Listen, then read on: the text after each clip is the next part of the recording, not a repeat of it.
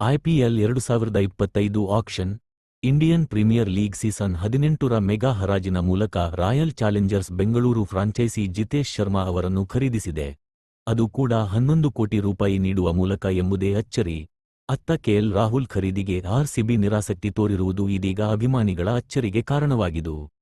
IPL mega ಹರಾಜಿನ ಮೊದಲ ದಿನದ bidding ಮೂಲಕ ರಾಯಲ್ ಚಾಲೆಂಜರ್ಸ್ ಬೆಂಗಳೂರು ಫ್ರಾಂಚೈಸಿ ಒಟ್ಟು 6 ಆಟಗಾರರನ್ನು ಖರೀದಿಸಿದೆ.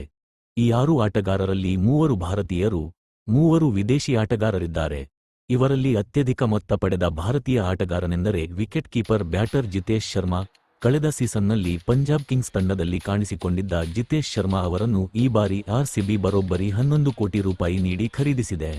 ಇಲ್ಲಿ ಇಂಟ್ರೆಸ್ಟಿಂಗ್ ವಿಷಯ ಎಂದರೆ ಕೆಎಲ್ ರಾಹುಲ್ ಅವರ ಖರೀದಿಗೆ ಆರ್ಸಿಬಿ ಹೆಚ್ಚಿನ ಆಸಕ್ತಿ ವಹಿಸದಿರುವುದು. ಅಂದರೆ ಮೊದಲ ಸುತ್ತಿನಲ್ಲಿ ಒಂದಷ್ಟು ಬಿಡ್ಡಿಂಗ್ ನಡೆಸಿದ ಆರ್ಸಿಬಿ ಕೆಎಲ್ ರಾಹುಲ್ ಅವರ ಮೌಲ್ಯ 7 ಕೋಟಿ ರೂಪಾಯಿ ದಾಟುತ್ತಿದ್ದಂತೆ ಬಿಡ್ಡಿಂಗ್ ನಿಲ್ಲಿಸಿದ್ದರು. ಅಂದರೆ ಕೆಎಲ್ ರಾಹುಲ್ಗಾಗಿ 7 ಕೋಟಿ ರೂಪಾಯಿಗಿಂತ ಅಧಿಕ ಮೊತ್ತ ವ್ಯಯಿಸಲು ಆರ್ಸಿಬಿ ಮುಂದಾಗಲಿಲ್ಲ. ಆದರೆ ಅಚ್ಚರಿ ಎಂದರೆ ಇದೇ ಆರ್ಸಿಬಿ ಜಿತೇಶ್ ಶರ್ಮಾ ಅವರನ್ನು ಬರೋಬ್ಬರಿ 11 ಕೋಟಿ ರೂಪಾಯಿ ನೀಡಿ ಖರೀದಿಸಿದರು.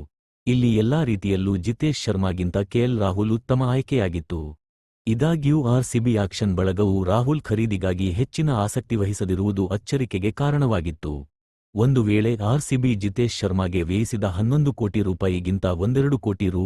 ಹೆಚ್ಚು ನೀಡಿದ್ದರೂ ರಾಹುಲ್ ಆರ್ಸಿಬಿ ಪಾಲಾಗುತ್ತಿತ್ತು. ಏಕೆಂದರೆ Delhi capitals franchise KL Rahul ಅವರನ್ನು ಖರೀದಿಸಿದ್ದು 14 ಕೋಟಿ ರೂಪಾಯಿಗೆ. ಆರ್ಸಿಬಿ ಫ್ರಾಂಚೈಸಿಯು ನಿರಾಸಕ್ತಿ ತೋರಿದ್ದರಿಂದ ಇದೀಗ ತವರಿನ ತಂಡದ ಪರ ಮತ್ತೆ ಕಣಕ್ಕಿಳಿಯಬೇಕೆಂಬ ಕೆಎಲ್ ರಾಹುಲ್ ಅವರ ಕನಸು ಕಮರಿದೆ. ಇತ್ತ ಕನ್ನಡಿಗನನ್ನು ಮತ್ತೆ ಆರ್ಸಿಬಿ ತಂಡದಲ್ಲಿ ನೋಡಬೇಕೆಂಬ ಕನ್ನಡಿಗರ ಆಸೆಗೂ ತೆರೆಬಿದ್ದಂತಾಗಿದೆ.